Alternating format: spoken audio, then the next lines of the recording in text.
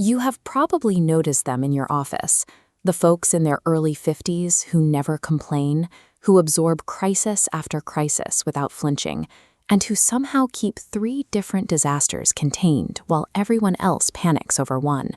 They are the oldest edge of Generation X, born between 1965 and 1972. But beneath that quiet stoicism, therapists who work with this exact age group are seeing a massive wave of burnout. These are people who everyone depends on, running on absolute fumes, because they never learned that needing assistance is a normal human function. For this specific cohort, asking for support feels like a failure. They have been the reliable, solitary problem solvers for so long that admitting they cannot handle something threatens their sense of self. Psychologists call this state anxious capability. This diagram breaks it down. On the outside, a thick armor of competence. Underneath sits a buzzing inner core of anxiety, a persistent hum suggesting if they don't do it, it simply won't get done.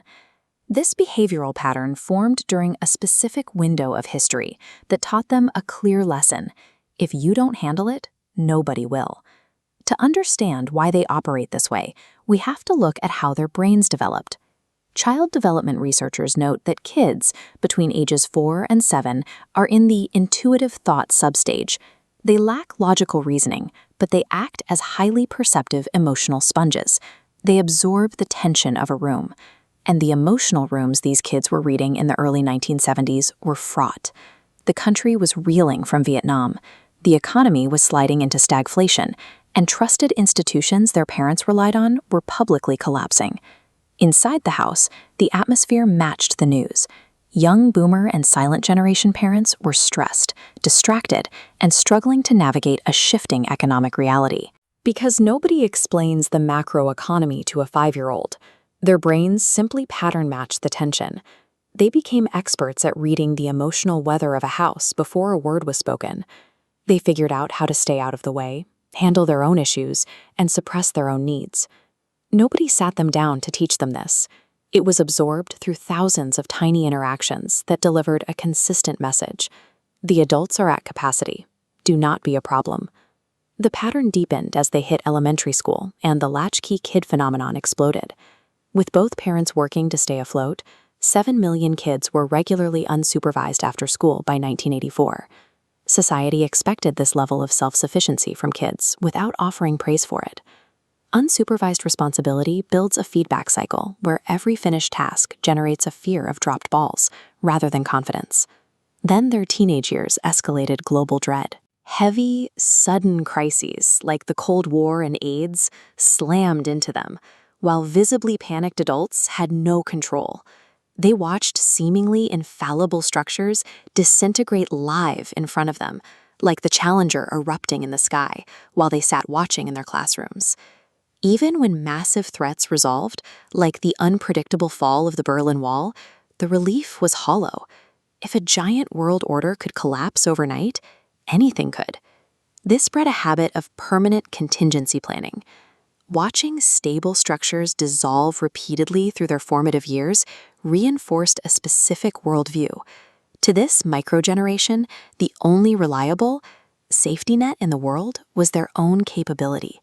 They carried that self-reliance into the workforce, hitting adulthood right as corporate America underwent massive restructuring. They watched older colleagues who had given 20 years to a single company get laid off with 2-week severance. Loyalty was fading. Their response was an economic adaptation we now take for granted, the portfolio career. Long before side hustle became a buzzword, they built multiple income streams and freelance projects. They managed these multiple streams for protection, fearing that relying on a single paycheck was too great a liability. Their skepticism was validated by history. As they established their careers, the dot-com bubble burst. During prime wealth-building years, the 2008 collapse wiped it clean. Because they bridged the analog and digital eras, adopting the internet as fully formed adults, they treat technology as a utility. They use it for specific tasks without letting it define their sense of self. They are comfortable setting boundaries and remaining unreachable. Their entire professional trajectory provided proof of what they learned as 5-year-olds. The institution will not protect you. You must orchestrate your own survival. Viewed alongside that timeline, this self-reliance and refusal to ask for help emerge as responses to the world this cohort inherited. Skepticism provided a measure of safety. Constant contingency planning kept them financially viable through economic crashes. This adaptability helped them navigate decades of transition. But the survival tactics of the past are not mandatory today. The unstable world that shaped these isolationist strategies is not necessarily the world they live in now. The institutions might still be fragile, but the people around them are present.